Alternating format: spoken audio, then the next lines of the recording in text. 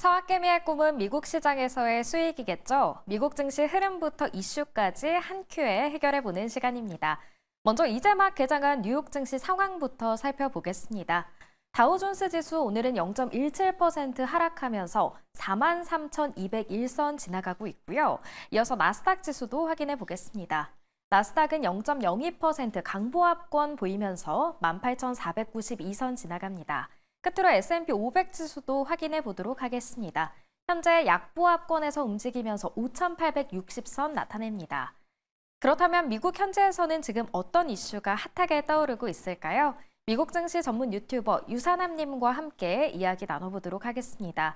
어느덧 새로운 한 주가 시작됐습니다. 이번 주 주요 기업들의 실적 발표를 포함해서 중요한 일정들이 많은데요. 하나하나 소개해 주시죠.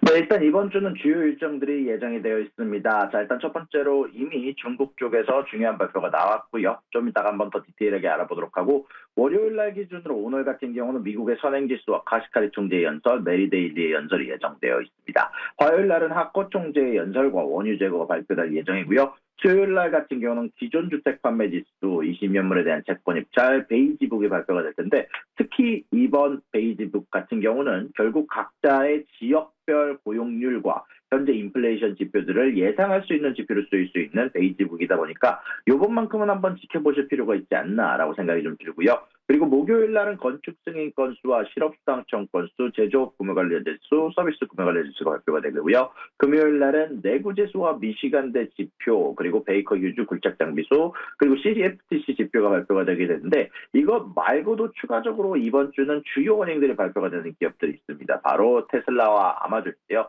수요일 날 같은 경우는 테슬라의 어닝이 장마감 이후에 발표가 될 예정이고요. 아마존은 목요일 날 아마 장마감 이후에 발표가 될 예정이다라고 말씀드릴 수 있을 것 같고, 그 이외에도 이번 주 같은 경우는 보잉, AT&T, 코카콜라, 버라이즌, 티모빌, 엔페이지까지 다양한 기업들의 어닝이 지금 현재 예정되어 있다 보니까 여러분들 필요에 따라서 각자 날짜를 알아보시는 게 중요할 것 같습니다.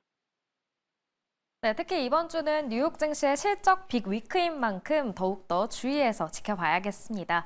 이어서 다음 소식은 중국으로 가보겠습니다. 중국 인민은행이 사실상 기준금리인 대출 우대금리를 인하하겠다고 밝혔는데요. 이것 역시 중국 경기 부양책 중 하나인 거죠? 네, 맞습니다. 사실상 중국의 기준금리로 불리고 있는 중국 현재 대출 우대 금리가 0.25% 인하되게 되면서 예상치였던 0.2%보다 높은 인하가 나왔다라고 얘기를 할 수 있을 것 같은데요. 지난 7월 이후 석 달 만이며 올 들어 세 번째 기준금리 인하입니다. 사실상 여태까지 했던 모든 부양책에 대한 조치들이, 특히 영래포에 대한 금리 인하가 바로 이 대출 우대 금리 인하를 위한 밑작업이었다 보니까 어떻게 보면 가장 중요한 금리 인하라고 예정이 되어 있었는데, 무튼 그럼에도 불구하고 어제 항생지수는 이런 주요 지표가 나왔음에도 불구하고 주가가 하락하는 모습이 발표가 되기는 했습니다. 아무래도 이런 부분들 관련해서 최근에 발표를 했었던 채권의 발행 규모가 정확하게 얼마나 되는지가 발표를 하지 않으면서 전체적으로 주가가 상승세 하락세로 전달이 되게 됐었는데, 아무래도 이번에 나올 인플레이션 지표, 이번 달에 나오게 될 인플레이션 지표나 실업률에 대한 지표를 아마 관찰할 필요가 있어 보이고, 아무래도 이런 부분들은 지속적으로 부양책을 결국 이렇게 만들어내는 이유는 5%의 성장률을 달성하기 위함이지만, 결국 5%의 성장률은 물 건너갔다라는 평가가 좀 많은 만큼 아무래도 지속적으로 나오는 중국 지표들과 부양책 더 나올 것으로 예정이 되고 있는데, 하나씩 볼 필요가 있어 보입니다. 네, 지준율 인하에 이어 대출금리 인하까지 중국의 경기를 부양하기 위해서 중국 당국의 노력이 계속되고 있습니다. 이어서 다음 소식은 보잉 관련 소식입니다. 파업 소식을 계속 전해드리고 있는데요. 이번에도 보잉 노사가 임금 협상안을 잠정 합의했다고 하는데, 이번에는 정말 파업이 종결될 수 있을까요? 네, 말씀대로 사실 이번에 파업에 관련돼서 계속해서 왈가왈부가 많았고, 사실상 보잉 쪽에서 임금 상승을 전달해주면서 파업이 끝날 것 같다는 얘기도 많은데, 이번에는 진짜 끝났습니다. 자, 일단 미국의 항공기 제조사 보잉의 정비공 노동조합이 5주간 파업 끝에 사측과 임금을 4년간 35% 올리는 안에 합의했다는 소식이 전달이 됐습니다. 여기에 대해서 노조만 과반 찬성할 시 파업 종료가 되게 되는데, 아무래도 찬성할 것 같다라는 이야기가 가장 많이 나오고 있는 상황입니다. 사실 이번에 보잉 쪽에서 여러모로 어닝 발표를 하게 되게 되는데, 그 전에 앞서서 지속적으로 사람을 자르는 모습들이 나왔기 때문에 이번에는 아마 합의에 들어가지 않을까라고 얘기가 많이 나오고 있고요. 이번 합의안에는 기본급 35% 인상과 연급여 총액의 4% 이상 당해마감 보장, 일회성 보너스 7,000달러, 회사의 확정 기형 연금 매칭액 증가 등이 담겨 있었습니다. 23일 비준투표에서 찬성하면 합의안이 통과가 되고요. 그리고 노조의 핵심 요구 사항인 확정 급여형 연금 부활은 아쉽지만 합의안에 포함되지 않았다라는 소식이 전달이 되기도 했습니다. 다만 이런 부분들 관련해서 일단 지속적으로 나오고 있는 보잉 같은 경우는 자금을 많이 빌린다든지 아니면 사람을 많이 잘랐다든지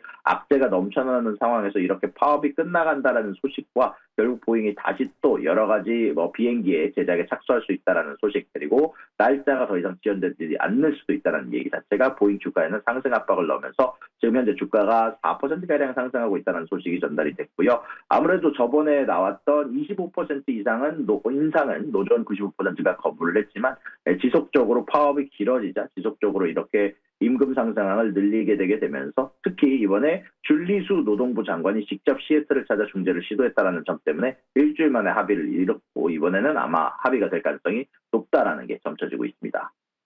네, 이번에는 보잉의 파업이 종결될 가능성이 높다라고 이야기해 주셨습니다. 이어서 테슬라 관련 소식도 살펴보겠습니다. 중국 내에서 테슬라의 완전 자율주행 출시 계획이 연기될 수도 있다고 하는데요. 어떤 이유 때문인가요? 네, 현재 중국의 테슬라의 이번에 FSD 관련된 출시 계획이 늦어질 수도 있다라는 이야기가 지속적으로 언급이 되고 있습니다. 원래는 전체적인 완전 자율주행 소프트웨어가 사실 이번 25년 초까지 도입이 될 수 있다는 얘기가 나오고 있는데 아무래도 이런 부분들 관련해서 딜레이가 될 수도 있다라고 얘기가 나오고 있는데 정확하게 말하면 아직까지는 비준 테스트 결과를 통과하지 못한 것으로 보여지고 있습니다. 일단 테슬라 같은 경우는 원래 저번에 2025년 1분기에 중국에서 FSD를 출시할 예정이다라고 발표를 했었지만 오늘 공식 차이나 데일리에 따르면 출시 진행 속도는 회사 자체에서 계획했던 속도와 일치하지 않을 것이다라고만 얘기가 나왔고 아직 여기에 대해서 추가적인 소식이 나오지는 않은 상황입니다. 일단 여기에 대해서 알려진 정보에 따르면 중국 당국으로부터 아직까지 FSD 기능을 출시하기 위한 규제 승인을 받지 못했고 현재는 자체적으로 자율주행 시스템을 훈련하기 위해서 일부 데이터를 수집하기 위한 허가만 받은 것으로 나오고 있다라고 소식이 전달이 됐고요. 사실 이런 소식들은 테슬라의 어닝이 이번 주 수요일 날 나오기 전에 악재로 작용하고 있는 상황입니다. 테슬라 같은 경우는 이번에 발표를 할 때 사실 로보택시의 발표 당시에 생각보다 FSD의 세부 정보가 없었는데 이런 부분들에 대해서 이번 테슬라 실적에서 공개를 해주기를 바란다라고 애널리스트들이 많이 이야기를 하고 있고요. 여기에 대해서 조금만 더 얘기를 해보자면 마진 같은 경우는 2분기 14.6%에서 3분기는 14.9%로 소폭 오를 것으로 예정이 되어 있습니다. 다만 여기에서 제일 중요한 건 결국 올해 납품 목표, 특히 중국 시장에 달려있다라는 평가가 많이 달려있는데 최근에 나왔던 소매 판매 데이터 내에서도 자동차 판매가 생각보다 저조했었던 만큼 중국에서의 판매 시장이 얼마만큼 성장했냐가 아마 가장 중요한 포인트가 될 것 같고 추가적으로 FSD에 대한 세부 일정이 나와줘야 아마 어닝에서 테슬라가 좋은 실적을 낼 수 있지 않을까 싶습니다. 네, 테슬라의 실적 발표까지 잘 살펴보셔야겠습니다. 끝으로 TSMC 관련 소식입니다. 미 상무부가 TSMC의 위반 사항을 조사 중이라고 하는데 어떤 사항을 조사 중인 거죠?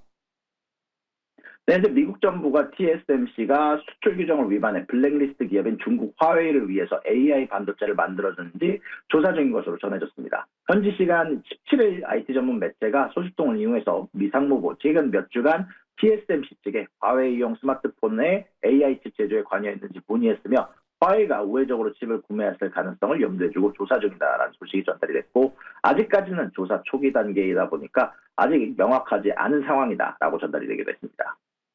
네, 오늘 말씀은 여기까지 듣도록 하겠습니다. 지금까지 미국 증시 전문 유튜버 유산남님과 함께했습니다. 고맙습니다.